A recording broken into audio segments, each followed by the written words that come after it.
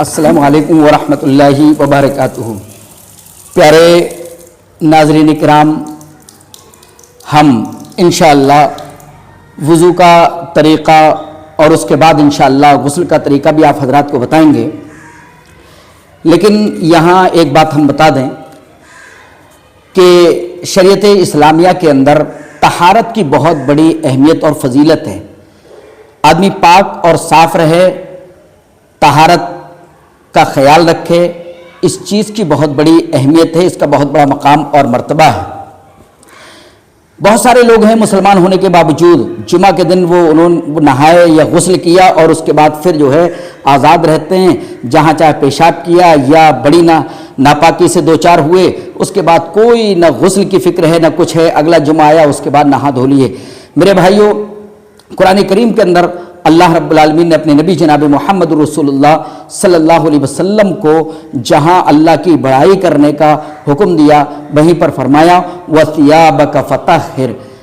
اے نبی اکرم صلی اللہ علیہ وسلم آپ اپنے کپڑوں کو صاف ستھرا رکھیے، پاک رکھیے۔ تو یہ حکم اللہ رب العالمین نے قرآن کریم کے اندر دیا، اور نبی اکرم جناب محمد رسول اللہ صلی اللہ علیہ وسلم نے فرمایا الطہور شطر الایمان، پاکی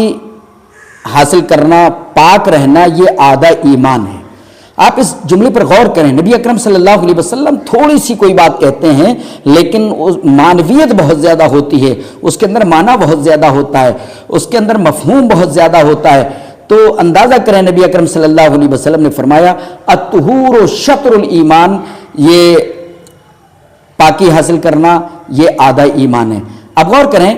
آپ غسل نہیں کرتے ہیں، اچانک کہیں نماز جنازہ کا معاملہ آ گیا، آپ شریک نہیں ہو سکتے ہیں، آپ نمازیں نہیں پڑھ سکتے ہیں جو بالکل فرض ہیں، اور نمازوں کا ہر حال میں پڑھنا ضروری ہے۔ جب آپ پاک صاف نہیں رہتے ہیں، آپ کے کپڑے پاک نہیں ہیں، آپ کا جسم پاک نہیں ہے، تو آپ نمازیں بھی نہیں پڑھ سکتے ہیں۔ کئی دینی مجلس میں شرکت کا مسئلہ ہو گیا، وہاں پر بھی آپ سوچیں گے، کہیں قرآن اٹھانے کا مسئلہ آ گیا تو آپ سوچتے نظر آئیں گے کہ میں قرآن کو، اس پوتر کتاب کو، مقدس کتاب کو اپنے ہاتھوں میں لوں یا نہیں لوں۔ بہت ساری چیزیں آپ حضرات کے سامنے آئیں گی، نمازوں سے آپ دور ہوتے نظر آئیں گے۔ اس لیے پاکی، صفائی ستھرائی کو یہ آدھا ایمان کہا گیا ہے۔ اس لیے طہارت کبریٰ تو ہر حال میں حاصل کرنا چاہیے، اس کے بعد طہارت صغریٰ یا طہارت کبریٰ حاصل کرتے وقت بھی اس طہارت صغریٰ کی ضرورت پڑتی ہے، یعنی وضو بنانے کی ضرورت پڑتی ہے۔ تو پہلے ہم وضو کے تعلق سے بہت کچھ پیش کریں گے، لیکن آپ کو ہمیں ایک بات بتا دیں، انشاءاللہ اگلی کلپ کے اندر ہم مکمل لوٹا ہمارے ہاتھوں میں ہے، اور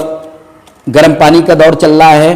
یا گرمیوں میں بھی آدمی ضرورت پڑ جاتی ہے تو لوٹے سے وضو بناتا ہے، لیکن چلیے لوٹا چھوڑیے، ٹوٹیاں موجود ہیں، پانی اپلبدھ ہے، ساری چیزیں موجود ہیں، تو ہم انشاءاللہ دونوں انداز سے وضو کس سلیقے کے ساتھ ہمیں بنانا چاہیے یہ سب ہم بتائیں گے۔ لیکن اس سے پہلے ہم آپ کو بتا دیں کہ وضو بنانے سے پہلے نیت کرنا، نیت کس انداز سے ہمیں کریں، یا کیا نیت کا کیا معاملہ ہے اس تعلق سے۔ تو وضو کے لیے کوئی خاص الگ انداز سے نیت کا مسئلہ نہیں ہے۔ مان لو آپ جو ہے نماز پڑھنے کے لیے جا رہے ہیں، تو آپ سوچیں کہ ہمارے دل میں ارادہ یہ ہو کہ ہم نماز پڑھنے جا رہے ہیں، تو نماز پڑھنے کا وضو، تو ایسا ضروری نہیں، یہ اس طریقے کی کوئی بات نہیں ہے۔ یہ طہارت ایسی ہے کہ آپ جس وقت چاہیں وضو بنائیں، اور آپ چاہیں کہ میں وضو کی حالت میں رہوں تو آپ بیٹھ جائیں اور وضو بنانا شروع کر دیں۔ تو آپ نے ایک جرنلی اس حیثیت سے وضو بنایا کہ میں پاک رہنا چاہتا ہوں، باوضو رہنا چاہتا ہوں، اللہ کا ذکر کروں گا تو میں پاکی کی حالت میں ہوں، اور نبی اکرم صلی اللہ علیہ وسلم پر درود پڑھوں گا تو میں پاکی کی حالت میں ہوں۔ اس حیثیت سے آپ چاہ رہے ہیں کہ آپ وضو بنائیں، یا ایسے ہی آپ چاہتے ہیں کہ میں باوضو رہوں، کیونکہ باوضو رہنا بھی یہ فضیلت کی بات ہے۔ تو اس وقت آپ نے وضو بنانا شروع کر دیا، اسی وقت میں کہیں نماز جنازہ آ جائے، آپ اسی وجود سے یقیناً آپ نماز جنازہ ادا کر سکتے ہیں۔ اسی وقت ظہر کی نماز کا وقت آ جائے یا عصر کی نماز کا وقت آ جائے تو آپ یقیناً اسی وضو سے نماز پڑھ سکتے ہیں۔ تو الگ سے کسی خاص عبادت کے لیے آپ وضو بنائیں، ایسی نیت کرنا یہ کوئی ضروری نہیں ہے۔ تو لیکن پھر بھی پاکی حاصل کرنے کے لیے ذہن میں ہونا چاہیے کہ میں یہ پاک رہنے کے لیے باضابطہ نبی اکرم جناب محمد رسول اللہ صلی اللہ علیہ وسلم نے جس طریقے سے وضو کرنے کا طریقہ بتایا ہے اس طریقے سے وہ با اہتمام وضو کرے تو اس کا وضو ہو جائے گا، اور اس کے بعد پھر جو بھی عبادت انجام دینا چاہے، قرآن کی تلاوت، اللہ کا ذکر، نبی پر درود، نماز ادا کرنا، نفلی نماز ادا کرنا، تہجد پڑھنا، جو بھی کرنا چاہے اور کسی وقت بھی اس نے وضو بنایا ہو تو وہ اسے ادا کر سکتا ہے۔ تو ہم نے یہ بتایا کہ پاک رہنے کی عادت ڈالیں، خاص طور سے نوجوانوں کو میں میسج دینا چاہتا ہوں۔ ہمارے نوجوان جو ہے ناپاک ہوئے تو ہو گئے، ٹھنڈیوں میں نہانے کو من نہیں کر رہا ہے اور ناپاک ہو گئے، احتلام وغیرہ ہو گیا، یا شادی شدہ ہے بیوی سے ملا تو بس ایسے ہی ملیچ گھوم رہا ہے، کوئی مطلب نہیں ہے نہانے دھونے سے۔ تو نوجوانوں سے گزارش ہے کہ پہلے تو طہارت کبریٰ یعنی بڑی ناپاکی سے بڑی پاکی کی طرف آئیں، یعنی غسل ضرور کریں، اور آپ غسل کی حالت میں ہیں تو آپ باوضو رہنے کی عادت ڈالیں، تو پاک اور صاف رہنے کی عادت ڈالیں۔ دوسرا یہ کہ باوضو رہنے کی عادت ڈالیں، اور وضو بنائیں تو نبی اکرم جناب محمد رسول اللہ صلی اللہ علیہ وسلم کے طریقے کے مطابق بنائیں۔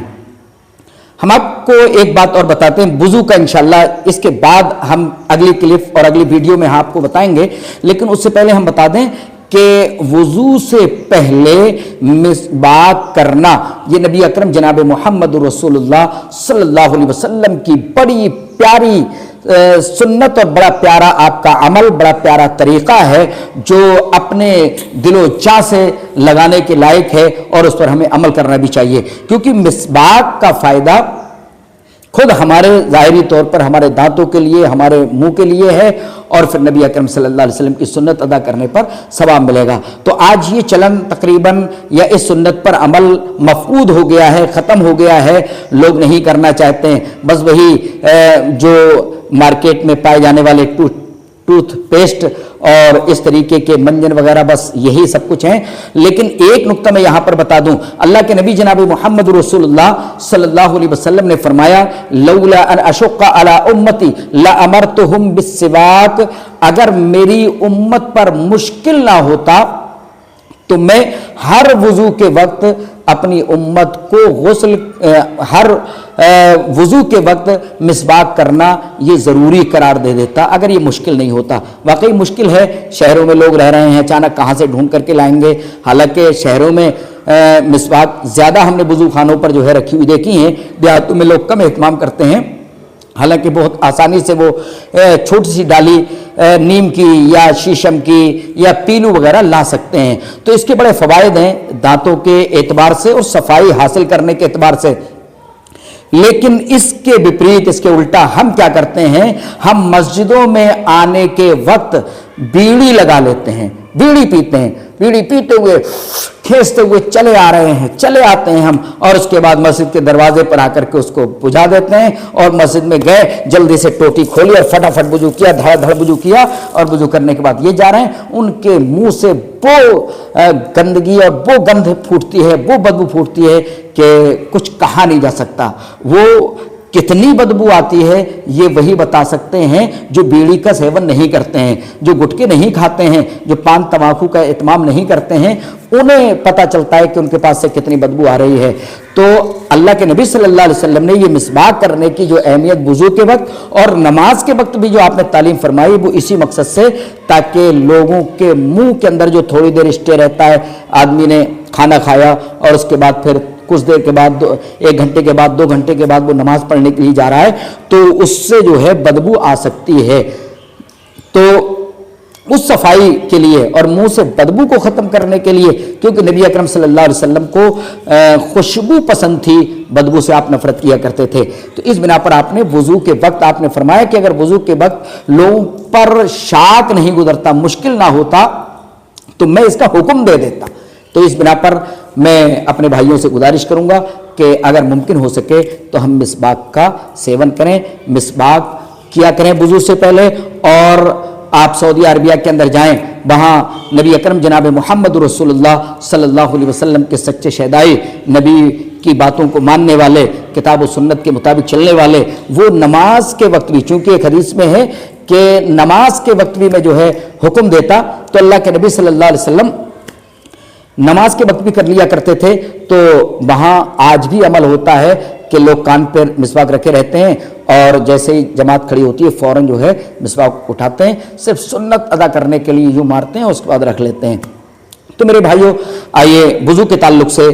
آج اتنا ہی. اس کے بعد انشاءاللہ ہم پریکٹیکل انداز سے عملی طور پر وضو کر کے مکمل طور پر ٹوٹی سے اور لوٹے سے اور کس طریقے سے نبی اکرم صلی اللہ علیہ وسلم کی سنتیں انشاءاللہ بتائیں گے. اللہ رب العالمین ہمیں نبی اکرم جناب محمد رسول اللہ صلی اللہ علیہ وسلم کے طور طریقے, آپ کی سنت کے مطابق زندگی گزارنے کی توفیق عطا فرما. السلام علیکم ورحمۃ اللہ وبرکاتہ.